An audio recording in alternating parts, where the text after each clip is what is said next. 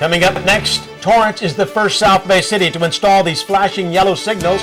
Find out how this will affect your commute. Plus, the Volunteer Center in Torrance is taking non-perishable food donations to help feed hungry children. We'll tell you how you can help.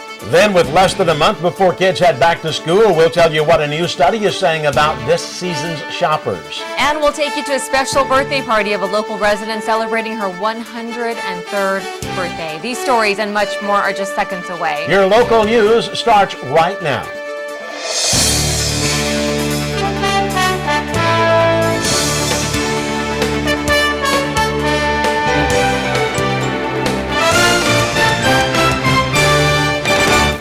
Hello, everyone, and welcome to This Week in Torrance. I'm Jin Chun. And I'm Ben McCain. Thanks for joining us. Here are your top stories. New statewide regulations officially took effect this week, putting strict rules on outdoor water use. Now, everyone caught hosing down driveways, sidewalks, or watering their front lawns, causing excess runoff, will face hefty fines.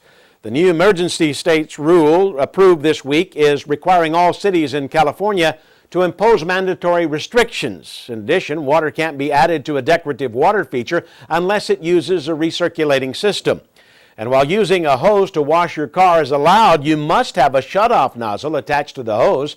Offenders could face daily fines of up to $500. The regulations remain effective for 270 days, according to state officials. In some parts of California, 50% or more of the water used goes towards lawns and other outdoor water landscaping. Water suppliers throughout the state must make outdoor irrigation restrictions mandatory. They're also required to report water use monthly starting August 15th. The sanitation districts of Los Angeles County released the names of businesses in the county for being good corporate citizens. Of the 572 companies recognized this year, 117 of those have received this recognition for more than 5 consecutive years. Companies were applauded for their efforts in meeting environmental regulations as well as efforts in saving water and energy. In Torrance, 19 companies were recognized with certificates. Of those 19 included are Honeywell, Lotus Natural Pet Food, Boeing, Moog, as well as Verco Manufacturing, just to name a few. Congratulations to all the companies.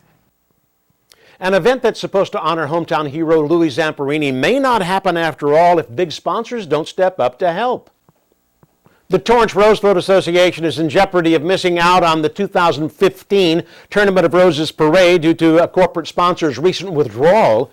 Now the organization is scrambling to raise $150,000 in less than 2 months to help fund the construction of the float. This year's entry-themed Inspiring Stories was slated to honor Louis Zamperini, the local war hero. Last year, Torrance-based AYSO largely paid for the soccer-themed float to mark its 50th anniversary, but this year the unidentified company pulled out, leaving the association in the lurch. TRFA already paid Fiesta Parade Floats $10,000 to produce conceptual float designs along with the non-refundable $5,000 entry fee. And while smaller-scale fundraising continues, the association must have the bulk of the money by September 15th so float construction can begin. With less than a month until kids start heading back to school, parents are getting ready to open up their wallets for some back-to-school shopping. According to a recent study by Accenture, U.S. parents of children entering kindergarten through college said they plan to spend more this season because of rising costs and necessity rather than greater spending power. The survey also found that nearly 89% of those polled plan to browse and research online and do most of their actual purchasing in a physical store. The survey also found that 2/3 of parents plan to spend between $100 and $500, and 41% plan to spend $500 or more for back-to-school shopping.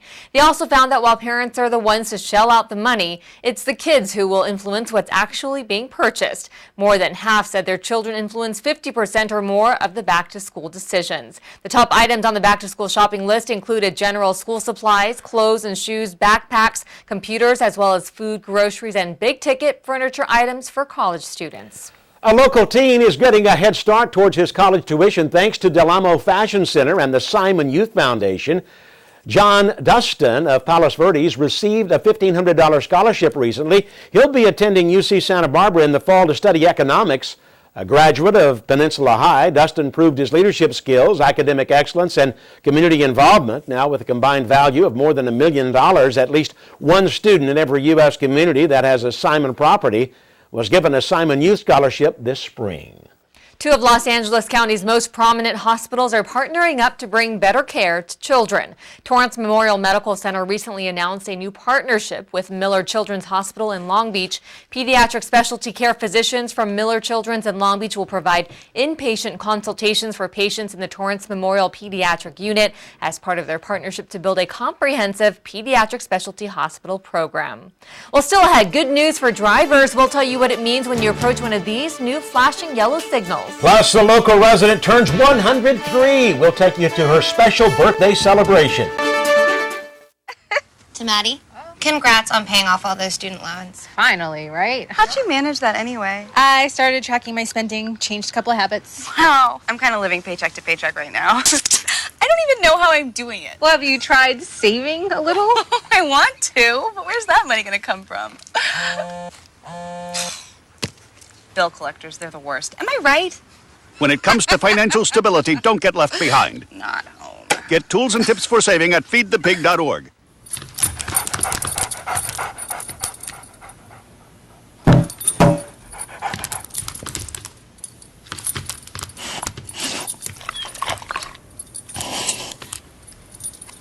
There's a shelter pet who wants to meet you.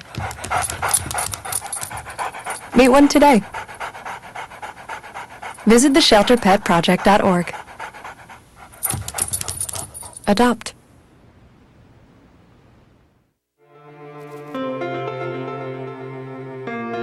Last year we told you about AB 109 and the impact it's having in our city and our concerns about increased crime in the community. We introduced you to our See Something, Say Something campaign. We asked you to get involved, and you responded. We wanted to give you an update on what we, together, have accomplished this past year and what we hope to accomplish as we move forward. We've worked hard to identify and develop new ways to face the challenges of AB 109. Our partnership with our community through our Neighborhood Watch and Business Watch programs have grown and continues to grow. We've not only built on our relationship with you, but we've also built on our relationship with other local, state, and federal law enforcement agencies to meet these new challenges. But it doesn't stop there. We have made See Something, Say Something a message to be carried by every member of our department. In the past year, we've had a noticeable increase in calls for service, where you've gotten involved by reporting suspicious activity. This has resulted in many crimes being prevented or solved. Every member of this department is working together to make this a success. Overall crime is down, and there's no doubt that the partnership we've created with you and your willingness to get involved is one of the main reasons. We need to continue to work together, and we encourage everyone to develop relationships with their neighbors, businesses, and worship centers. Through this partnership, we can continue to reduce crime and enhance the quality of life, helping to keep this one of the safest cities in the U.S. I'm Captain Rod Irvine, and if you see something, say something. I'm Sergeant Ryan Peterson. If you see something, say something. I'm Gabrielle Weimer. I'm a forensic identification specialist. I'm Kiana Brown, a public safety dispatcher. I'm Officer Mike Guell. I'm Sergeant Chris Rusin. I'm Officer Stuart Scott. I'm Sergeant Paul Solorzano. If you see something, say something. If you see something, say something. Say something. Say something. I'm Chief Mark Matsuda, reminding you that if you see something, say something. Thank you for getting involved to keep our community safe and secure, and please encourage others to do the same. Be sure to watch our new video series, A Closer Look, which will give you an inside view to the many things that we do here at the Torrance Police Department.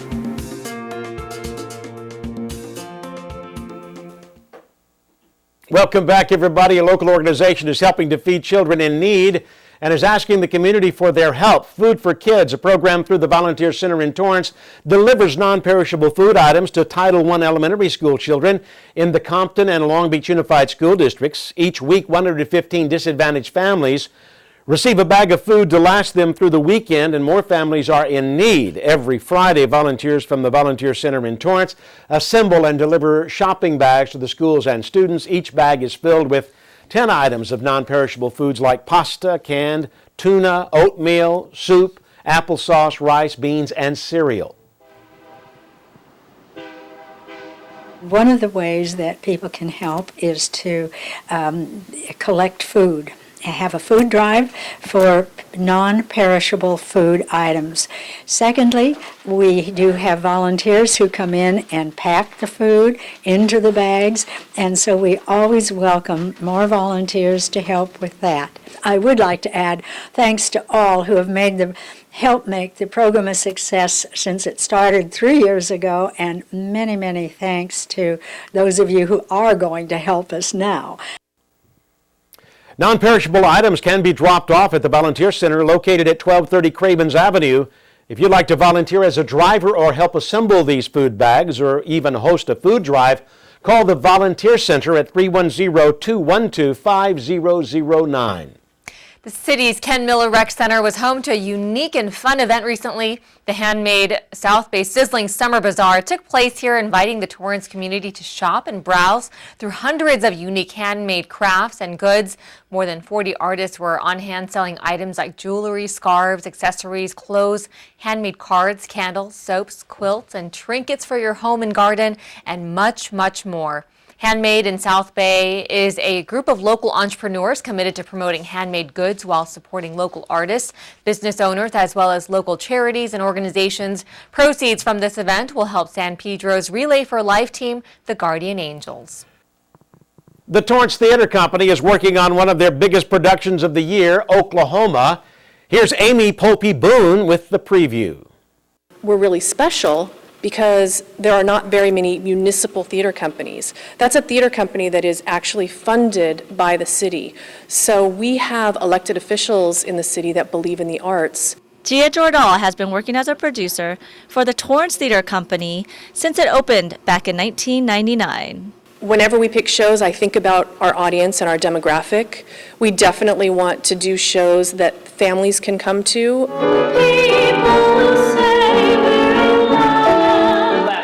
Oklahoma is a story about 3 love triangles with 3 couples cast who are actually married in real life. I get to dance with him, which was like a dream when I was a little kid. We get to do a pas de deux, which is just a duet, and he gets to lift me. Well, not only is the romance alive on screen and off, the play features local and national talent in acting, singing, dancing, and live music. I have a 19-piece orchestra, which is amazing. We're going to be using the Broadway set. It's an incredible experience. The producers and cast members hope that with the catchy tunes and sing-along songs, the audience will feel like they're a part of the show, especially when dancing is involved.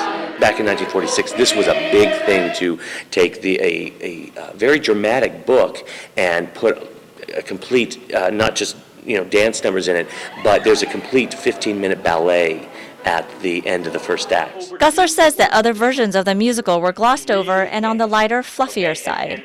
This version, however, promises to be a little earthier and a little dark. I want people to leave not thinking Curly is necessarily, the best guy.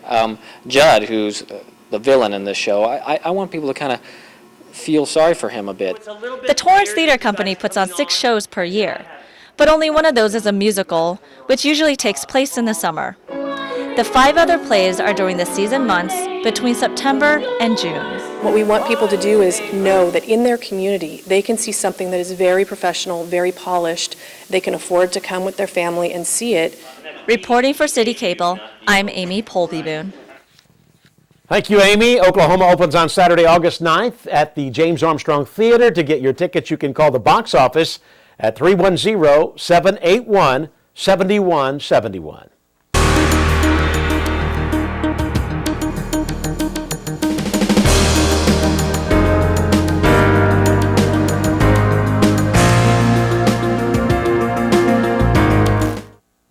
Torrance is paving the way for the South Bay with the first phase of a city project installing new flashing yellow arrow signals. Crystal Garcia tells us more about the benefits of what's being introduced as a new national standard. Drivers heading down Cabrillo Avenue making a left turn onto Sepulveda Boulevard will notice a new flashing yellow traffic signal. The flashing yellow arrow was implemented to help reduce congestion in the city of Torrance, to help reduce fuel consumption and delay. With just a green protected arrow, or a solid green permissive light, drivers often wait through multiple signal cycles to make a left turn. But with this new flashing yellow added to the cycle of the standard green, yellow, and red, drivers have more of an opportunity to make that turn. We made the decision to go with the flashing yellow arrow because it provided us the options for turning off the flashing yellow permissive mode when there's heavy congestion, if there's heavy pedestrian movement. The intersection of Cabrillo and Sepulveda is just one of 3 locations where the flashing yellow arrow has been installed to help traffic move more safely and efficiently. The project, funded by Measure R, uses the city taxpayer dollars to fund local transportation projects. We're monitoring to see driver behavior, see if the drivers are actually getting the operation of the flashing yellow, seeing if there's any accidents that are caused by the flashing yellow, to see if there's any issues ultimately that are associated with the new signal. This fall, city engineers will continue to work with the Traffic Commission to begin designing the flashing yellow arrow signals at additional locations. We plan to start the designs for additional intersections. There's a list of a lot of eligible intersections, so we're hoping to get those implemented in the future. Torrance joins other cities like Fullerton and Pasadena in familiarizing drivers to the flashing yellow protected permissive arrow signal. And while that may seem like a mouthful, engineers say if you happen to catch that flashing yellow, take advantage of the extra opportunity and make that turn. For Torrance City Cable, I'm Crystal Garcia. Thanks, Crystal. The project is expected to cost $650,000 when complete, costing $130,000 over a 5-year period.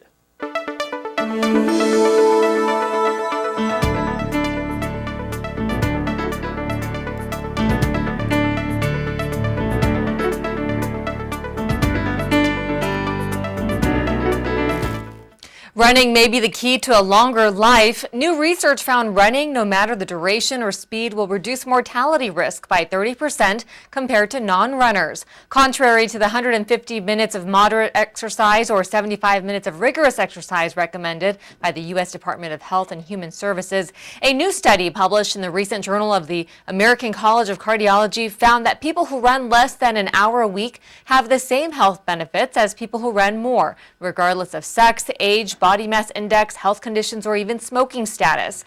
Runners had a 30% less risk of death overall and a 45% lower risk of death from heart disease or stroke than non-runners. And on average, runners live 3 years longer than non-runners. The study examined more than 50,000 adults ages 18 to 100 over a period of 15 years. Still ahead, we've got some great upcoming events to tell you about.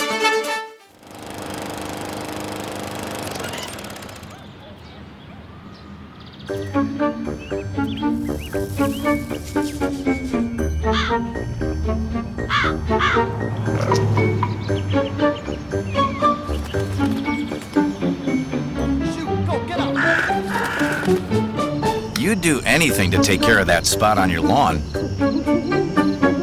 So why not take care of that spot on your skin?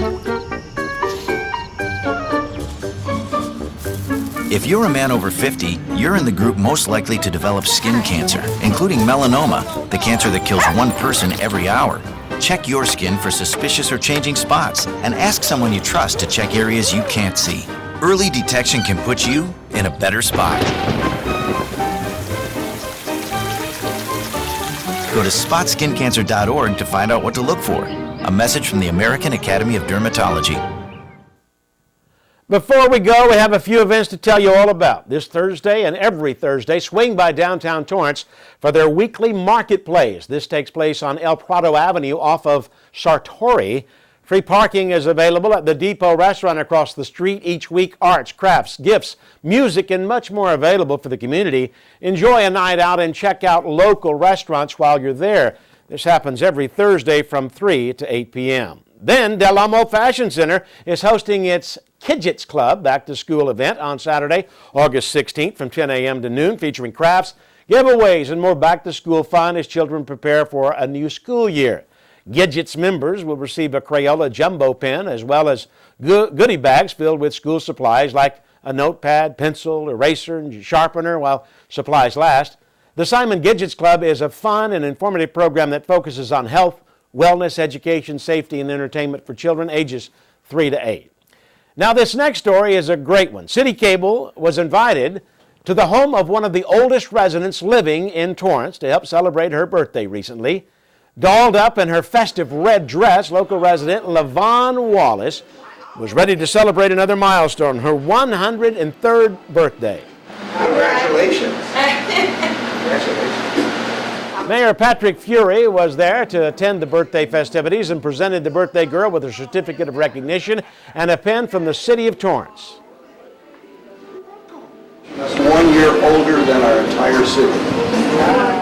Wallace, who turned 103 years old on Friday, celebrated with family and friends at the Spring Senior Assisted Living Center. Happy birthday, Levon. Well, that does it for us on This Week in Torrance. I'm Ben McCain. If you've missed any portion of our show, you can catch us again at 11 a.m. and 6 p.m. And I'm Jin Chun. Thanks for joining us. We'll see you next time.